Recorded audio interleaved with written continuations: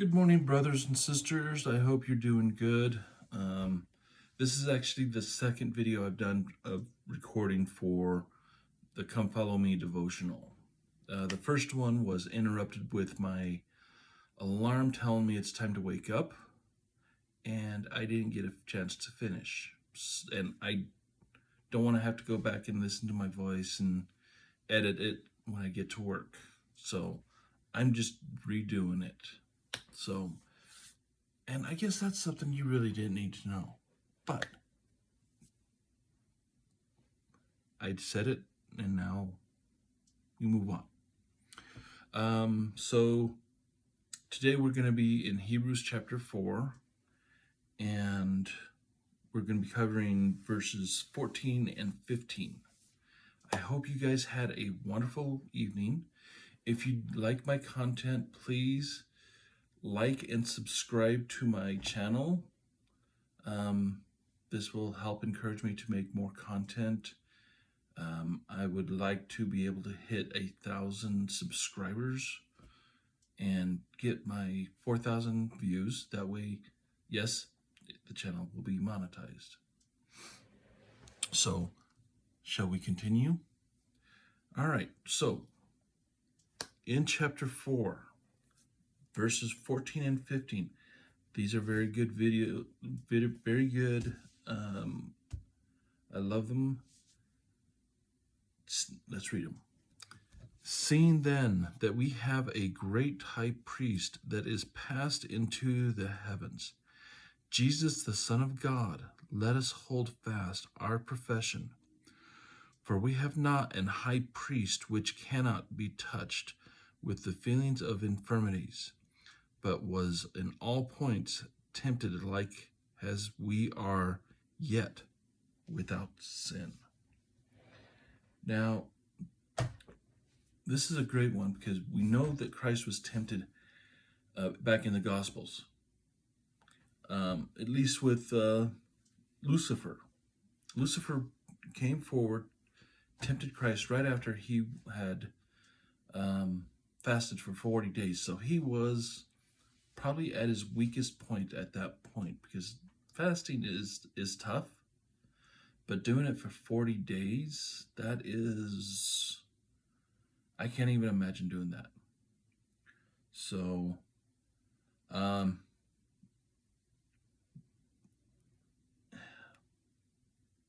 we all receive temptation. It's normal. But we don't always have to give in to the sin. A great example is, take me for instance. I'm going to point out something in my past. I was a smoker, off and on from the ages of about 13, probably even younger.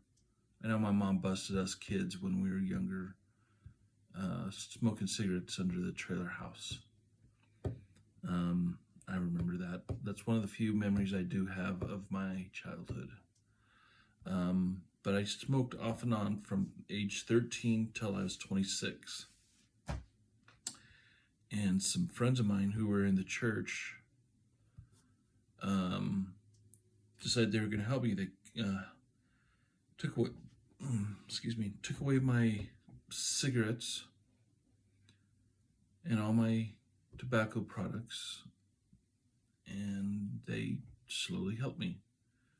And going cold turkey is probably the worst way to quit smoking. Quit eating anything. It's a nightmare, but it can be done. But let's take that as an example, okay? Say you didn't know about the word of wisdom, and all of a sudden you meet the missionaries and you're getting the missionary discussions, and they come to the one where they talk about the word of wisdom, quitting smoking. Well, first thing I'd recommend is bring God into it. Pray to God for help, and that He can help you to have strength to quit smoking. Remember, in Ether 12, we're told God gives us strength, our weaknesses, that they may become strengths. Okay? So we pray to God that we can quit. And we don't just say it once. We ask every day to be strengthened, that you may overcome this weakness or this sin. And you can do, say, okay, let's say the person's smoking 2.5 packs a day. That's realistic. That was what I was doing every day. You can decide to cut, say, the half pack off. Okay, only smoke 2 packs a day. And maybe a week or two down the road, you're like, okay, I can do this. Let's do another half, take away another half pack. You can do it slowly like this until you get to the point where you're only smoking half a pack, and one day you come up to that half pack and you're like, you know what? I don't need this.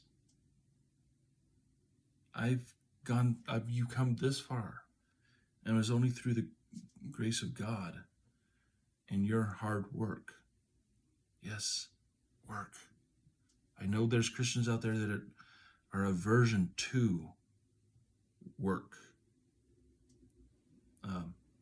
as far as salvation or anything. It takes time. And once you get down to that half pack and you can set it down and never look back, that's great. When I quit smoking, it was probably 10 years since 10 years, and then I had a cigarette, and I tried smoking it like everything else. I blew my guts out. I was so sick from smoking that I just couldn't handle it. So, and it showed that my body had completely rejected the cigarette. So, overcoming temptation, overcoming sin is possible. But we need to remember to bring our Father in heaven into this. Learn the scriptures. Use the scriptures as a way. Use a hymn to overcome temptation. Find your coping mechanisms is what I remember hearing a lot, to cope with the temptation to have one.